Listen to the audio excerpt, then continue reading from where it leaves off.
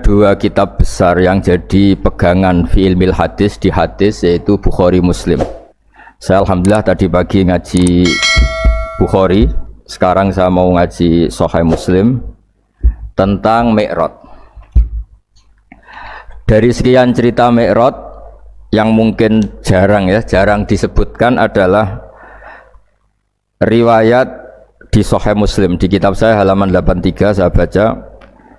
Di antaranya dijelaskan falamma alawna sama ad-dunya. Jadi di peristiwa Mi'raj yang jarang diceritakan orang itu, Rasulullah itu ketemu Nabi Adam. Dan Nabi Adam itu disebutkan di sini faidan an yaminihi aswidatun wa an yasarihi aswidatun. Dari sisi kanan itu ada kelompok besar, dari sisi kiri juga kelompok besar. Saya baca teks aslinya ya, tabarruk ya, supaya dapat berkah dari bahasa Rasulullah SAW. Ini cerita Nabi ketika ketemu Nabi Adam. Fa idza nazara qibala yaminih dhakhika wa idza nazara qibala shimalih baka. Nabi Adam ketika melihat ke kanan tuh senyum-senyum, senang sekali. Tapi kalau melihat ke kiri itu nangis. Lalu Rasulullah SAW tanya ke malaikat Jibril, itu siapa? Itu Adam. Dan yang kelompok di kanan itu ahli surga. Maka beliau kalau melihat senang sekali, dan kalau yang di kiri itu ahli neraka, kalau beliau melihat itu susah sekali. Artinya apa? Betapa susahnya jadi Nabi Adam itu. Jadi kalau misalnya ada koruptor ketangkep gitu ya, yang nangkep ya cucunya, yang ditangkep juga cucunya. Kalau kita punya anak 10 itu, terus yang satu misalnya nyuri milik temannya, milik saudaranya itu, sing naboi ya anaknya, yang ditabui juga anaknya. Kayak apa tersiksanya seorang Nabi Adam? Karena nggak punya pilihan, pasti dari sekian kasus dolim dan mazlum, yang mendolimi maupun yang didolimi itu pasti anak cucunya. Jadi betapa susahnya seorang Nabi Adam. Jadi termasuk kearifan kita sebagai manusia itu belajar dari takdir yang kita hadapi, yaitu keterbatasan kita sebagai manusia. Kita harus bisa ngelola kegagalan, terima qadha qadar. Makanya kata Mbah Mun, abahnya Gus Hasin itu sering cerita ke saya, iman itu paling dhuwur itu iman qadha qadar, khairihi wa syarrihi minallah. Kita harus punya kesiapan iman khairihi wa syarrihi minallah. Bahwa segala kebaikan, segala syar itu sudah digariskan oleh Allah Ta'ala. Kita bisa apa sebagai manusia?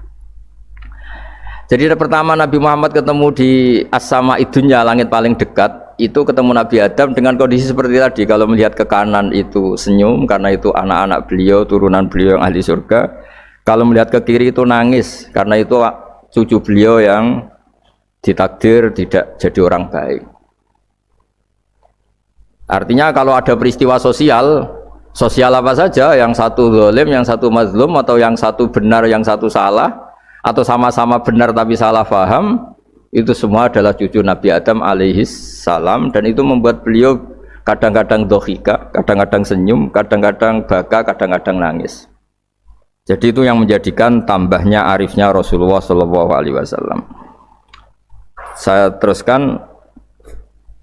Qultu ya Jibril man hadha? Qal hadha Adam wa hadhil aswida an yamini wa an shimalih nasamu bani fa ahlul yamin ahlul jannah wal aswida allati an shimali ahlun nar fa idza nazara qibala yamini dhahika wa idza nazara qibala shimalihi baka. Itu seperti misalnya kita punya anak 5, yang satu sukses jadi profesor doktor atau jadi orang alim, yang satu sekolah saja agak naik, misalnya sudah agak naik, ngentekno dunya itu nghabiskan harta itu kan. Tapi barokahnya itu mungkin kita mau jadi sombong tidak jadi gitu, karena punya anak yang nggak sukses. Mungkin barokahnya punya anak nggak sukses itu meredam keangkuhan kita, terus kita menjadi orang yang sopan dengan tetangga, dengan orang lain karena dipaksa punya hal-hal yang seperti itu. Jadi semua yang ditakdir Allah kalau kita ridho itu pasti baik. Karena ya kata yang ngarang kitab hikam itu, orang tawadhu itu kalau dinasihati pakai teks saja tidak cukup. Kalau punya utang tuh tawaduk sendiri gitu. Guyonannya orang-orang kiai gitu. Ada orang sombong, supaya ada sombong kalau dia ketemu orang yang ngutangin tuh pasti sopan sendiri. Jadi kalau dinasehati suruh sopan susah, tapi kalau ketemu orang yang ngutangin atau ketemu orang yang dia butuh pasti dengan sendirinya sopan sendiri. Atau ketemu orang yang menjadikan anaknya dapat pekerjaan, menjadikan keluarganya dapat job pekerjaan, pasti dia sopan sendiri karena utang jasa. Nah kalau kita pasti sopan sama orang yang ngutangi kita, yang menolong kita, apalagi dengan Allah Ta'ala yang semua yang kita pakai pasti dari Allah Ta'ala. Dengan demikian sudah keharusan kita sangat-sangat sopan pada Allah Ta'ala. Yang implementasinya dengan sujud dan dengan sholat. Itu juga yang dibawa dari hasil Mi'raj. Ini saya baca tagnya ya. Saya tadi jam 9 baca Bukhari di Kudus sama beberapa habaib, alhamdulillah. Sekarang saya teruskan dengan Sahih Muslim. Termasuk kitab 6 yang paling dipakai ahli sunnah itu Al-Kutubus Sittah, yang paling pokok itu adalah Bukhari Muslim. Terus kemudian naik-naik terus ketemu Marartu bi Musa alaihi salam. Ini nabinya Bani Israel. Saya kemudian ketemu dengan Nabi Musa alaihi salam. Nabi Musa itu nabinya Bani Israel. Jadi orang Bani Israel itu bawaannya itu protes. Protes itu komplain. Ketika makomnya beliau dilewati Rasulullah SAW, kelas beliau sebagai nabi, beliau nangis. Ketika nangis ditanya, "Ma yubkika, kenapa engkau nangis ya Musa?" Terus ini saya baca supaya seperti tagnya. Kata Nabi Musa, "Rabbi hadza ghulamun ba'astahu ba'di, yadkhulu min ummatihi al-jannata aktsaru mimma yadkhulu min ummati."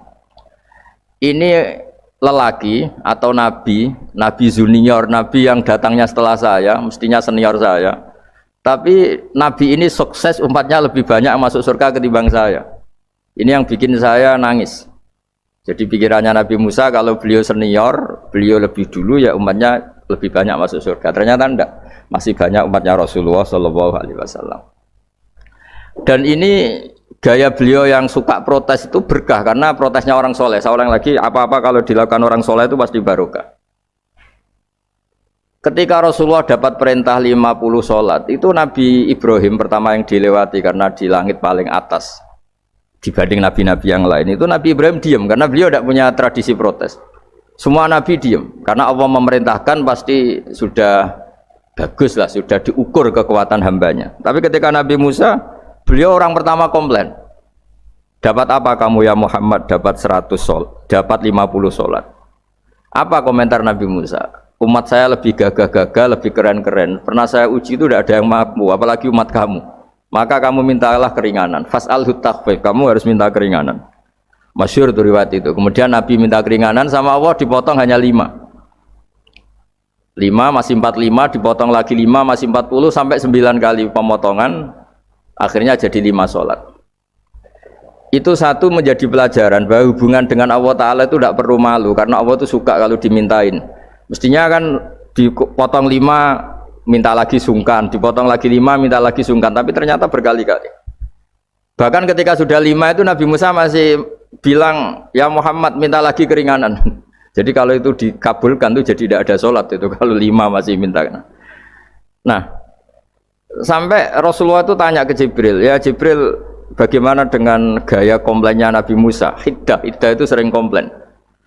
Jawabnya malaikat Jibril, "Ya roh hiddata." Allah tahu betul tentang komplainnya Musa dan Allah senang. Ya karena bawaan beliau begitu. Ini penting saya utarakan bahwa dalam Islam itu orang yang lemah lembut, yang samahah, Allahun halim kayak Nabi Ibrahim itu juga Allah suka. Yang suka komplain tapi demi hak bukan demi konflik, saya ulang lagi, demi hak bukan demi konflik juga Allah suka. Itu kita menjadi dapat sholat yang hanya 5 itu barokahnya komplainnya Nabi Musa. Karena kita yang lemah ini diukur dengan umat beliau yang kuat, ternyata umat beliau tidak kuat. Barokahnya tidak kuat itu dipakai tolak ukur, apalagi umatmu ya Muhammad. Kemudian itu yang menjadikan Nabi sebagai orang yang sangat tawaduk karena yang merintahkan itu senior. Meskipun kita tahu Nabi Muhammad itu Sayyidul Awwalin wal Akhirin, tapi secara lahir, secara jusmani beliau lahir paling belakang, dan secara lahir juga beliau Nabi paling terakhir. Jadi secara hukum adab beliau harus sopan. Tentu sopan itu jadi panutan kita. Meskipun kita tahu hakikat beliau adalah Sayyidul Awwalin wal Akhirin secara hakikat. Nanti kita bicara lebih jauh tentang jusmani dan ruhani. Nah akhirnya keturutan sampai 5 sholat yang kita lakukan sekarang itu barokahnya komplainnya Nabi Musa. Banyak di cerita-cerita kitab hadis Ketika Nabi Musa ngaji sama Nabi Khidir, itu komplainnya Nabi Musa menjadi fikih yang luar biasa, kata kitab Ibnu Hajar al-Asqalani Fathul Bari. Ketika beliau ngaji sama Nabi Khidir, kemudian Nabi Khidir itu dipinjemin perahu sama masyarakat. Sudah dipinjemin karena beliau majanan ya, dikasih gratis. Tapi di tengah-tengah perjalanan perahunya itu dilubangi. Nabi Musa komplain, akhirat tahal itu khriqo ahla, masa kamu lubangin padahal kamu naik, nanti gimana, kamu sudah pinjem, nggak bayar, masih ngerusak lagi, itu apa-apaan. Nabi Khidir ya relax saja, ilmu kamu belum cukup untuk menganalisis ini. Begitu juga ada 3 peristiwa yang Nabi Musa itu selalu komplain. Apa yang dikatakan Ibnu Hajar al-Asqalani itu kitab yang sangat bagus sekali. Justru dengan protes itu Nabi Musa punya kelas di atas Nabi Khidir, karena orang nggak boleh sukut alal mungkar, karena secara fikih orang itu tidak boleh mendiamkan sesuatu yang buruk. Kita tahu dalam aturan fikih di antara kewajiban kita adalah ingkarul mungkar, mengingkari sesuatu yang memang harus diingkari.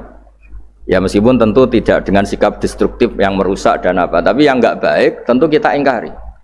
Perilaku Nabi Khidir yang melubangi perahu yang tidak miliknya padahal yang punya perahu sudah menonton itu perilaku yang enggak baik, sehingga Nabi Musa protes. Justru protesnya Nabi Musa ini menjadikan beliau selalu di kelas fikih terbaik, yaitu ingkarul mungkar, mengingkari barang yang harus diingkari. Tapi tentu Nabi Khidir juga enggak salah, karena beliau punya perhitungan di depan nanti itu ada begal-begal, ada kekuatan yang enggak baik yang selalu akan membegal perahu-perahu yang kondisinya sempurna. Nabi Khidir punya perhitungan, kalau ibarat mobil ini spionnya kok enggak dipecah, enggak diambil, itu termasuk mobil bagus, pasti digarong. Tapi gara-gara spionnya dipecah dulu sama Nabi Khidir, terus depannya dilumuri apa supaya agak menarik, ini selamat. Jadi perhitungannya Nabi Khidir, wa kana wara'uhum maliku ya'khudhu kulla safinatin ghusba. Di beberapa tafsir diartikan safinah ay sholihah, karena di depannya nanti akan ketemu orang-orang yang dolim yang selalu ngambil perahu-perahu yang bagus. Caranya gimana supaya perahu itu gak diambil? Ya karena mereka hanya ngambil yang bagus, ya dirusak dulu supaya gak bagus. Kalau ya gak bagus nanti lolos dari garong tadi, dari pengambilan secara dolim tadi. Jadi Nabi Khidir gak salah karena ada visi seperti itu. Nabi Musa protes juga agak salah karena memang tugasnya fikih itu ingkarul mungkar, mengingkari barang yang memang nggak benar. Nah, di sini seperti yang dikatakan Gus Yassin, kita harus bisa ngelola perbedaan, ngelola beda sudut pandang dan sebagainya, sehingga kita selalu dapat nikmat Allah Taala, wa allafa baina qulubihim, nikmat yang kita asik, kita hidup asik, nyaman. Doa-doa bapak-bapak saya, guru-guru kita sering ijazahi setiap ketemu teman atau keluarga disuruh berdoa, Allahumma alif baina qulubina wa aslih dzata bainina. Semoga hubungan kita dengan orang lain itu baik-baik saja dan semua konflik kita dibenahi oleh Allah Subhanahu wa taala. Karena kita tidak pernah tahu ya, kita miskin kadang dianggap problem karena takut membebani tetangga. Tapi kita kaya juga kadang dianggap problem karena orang lain takut kalah dengan kita. Kita tidak pernah tahu cara pandang orang lain. Jadi kadang-kadang kita menang gitu, sama yang seneng dikira kita pemikir serius gitu. Tapi sama yang nggak seneng dikira kita merengut.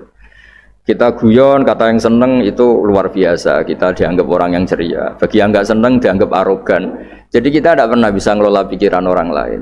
Nah, barokahnya rahmat Allah yang tidak terbatas, kita seperti ini.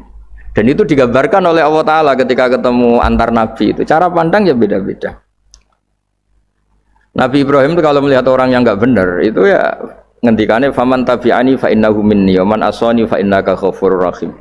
Ya Allah, yang ikut saya ya karuan kelompok saya, yang tidak ikut saya semoga engkau banyak mengampuni mereka. Nabi Nuh beda sekali cara pandang. Nabi Isa ubudiyah murni. Ketika melihat orang yang enggak benar, beliau tidak ngambil sikap. Beliau ngendikan intu adzibhum fa innahum ibadu. Kalau engkau siksa nggih monggo Gusti, wong itu hamba-hamba jenengan, itu terserah jenengan. Wa in taghfir lahum, kalau engkau ampuni nggih monggo, jenengan yang punya pertimbangan lebih bijak.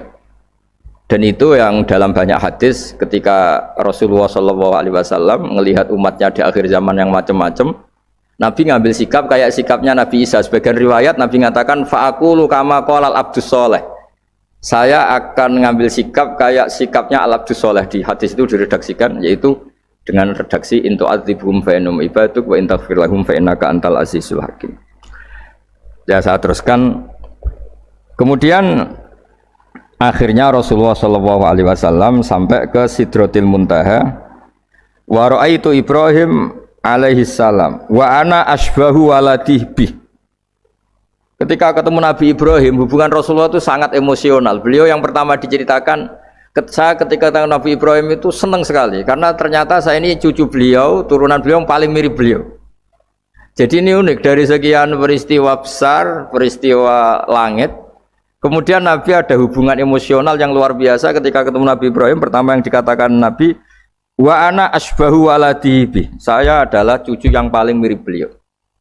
Dan ini kita tahu akhirnya di semua syariat kita istilah resminya itu anit tabi millata Ibrahim Hanifah.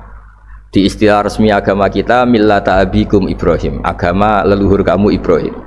Kita ketika baca sholawat Allahumma sholli ala sayyidina Muhammad, terusannya juga kama shollaita ala sayyidina Ibrahim wa ala ali Ibrahim, dan seterusnya dan seterusnya. Kemudian yang terakhir saya cerita secara akidah Ahlussunnah wal Jamaah yang dianut oleh Imam Asy'ari dan Maturidi. Meskipun secara lahir itu Nabi mengalami pertemuan dengan Allah di Sidratil Muntaha, tapi tetap saja kita cara pandang bahwa Allah Ta'ala itu mukhalafatul hawadis. Allah tidak bisa kamu andekan di satu tempat terus ngalami hal-hal yang kita alami sebagai makhluk. Sebab itu sirinya kenapa di surat Isra dimulai dari subhanalladzi. Allah tetap maha suci. Maha suci itu artinya terbebas dari yang kita alami. Allah selalu mukhalafatul hawadis. Allah la yahtaju ila makarin. Allah tidak butuh tempat. Allah tidak butuh waktu, Allah tidak butuh semua, karena Allah itu qayyum, Allah itu qiyamuhu binafsihi, berdiri sendiri. Allah tidak butuh aras, Allah tidak butuh kursi, tapi eksistensi kursi yang butuh Allah. Allah tidak butuh aras, tidak butuh kursi, tidak butuh langit, semuanya itu berdiri karena Allah, bukan sebaliknya Allah berdiri di atas semuanya. Sehingga kita mulai kecil diajari Allah itu siapa? Al-Qayyum, kalau bahasa kita qiyamuhu binafsihi, selalu berdiri sendiri, dan Allah itu al-ghaniyul mutlak, nggak butuh yang lain. Di sini pentingnya selalu Nabi ngendikan subhanallah subhanallah, wiridanya tetap Allah itu maha suci, Allah maha besar, Allah maha agung, dan keagungannya diantara ditandai dia punya sifat yang tidak sifat kita, dia punya keabadian yang tidak bisa kita miliki, dia punya semuanya yang tidak kita miliki. Itu sebab itu dimulai subhanalladzi asra bi abdi lailam minal masjidil haram. Jadi kata subhana ini maha suci itu maha suci dari tempat, dari waktu, dari apa saja. Meskipun Allah punya adat, punya sunnah memperlakukan hambanya itu dengan logika atau bayangan yang dibayangkan seorang hambanya. Sehingga seakan-akan kita ini ya ketemu, seakan-akan kita bisa ini melihat. Sehingga di surga disebut kita ini melihat Allah. Tapi semua ahli sunnah mengatakan, tapi kamu melihat Allah itu tetap saja bila kaifin walan khisorin, tidak bisa terus menciri itu bisa membatasi sifatnya Allah itu begini-begini, tidak bisa. Tetap Allah itu la tudrikul absar wa huwa yudrikul absar. Tapi kita bisa disebut melihat dengan kemakhlukan kita yang profan. Di surga disebut melihat, tapi bukan melihat yang kayak kita melihat antar makhluk yang terus bisa apa itu cerita detail, cerita spesifik, cerita apa, tidak bisa. Tetap la tudrikul absar. Ini hebatnya ulama-ulama kita, selalu cerita Mi'raj, cerita nazar ila wa fil jannah, melihat Allah di surga, tapi bersamaan dengan itu selalu cerita Allah itu mukhalafatul hawadis, Allah itu laisa kamislihi syai'un. Jadi terima kasih Gajang utamanya pada Gus Yasin dan yang membantu semuanya. Barokahnya kita ketemu bisa ngaji, supaya barokah saya baca teks aslinya di hadisil Isra, karena tadi saya jam 9 sudah baca Bukhari, ini supaya dapat berkah saya ini baca Sahih Muslim. Sekian dan semoga barokah. Assalamualaikum warahmatullahi wabarakatuh.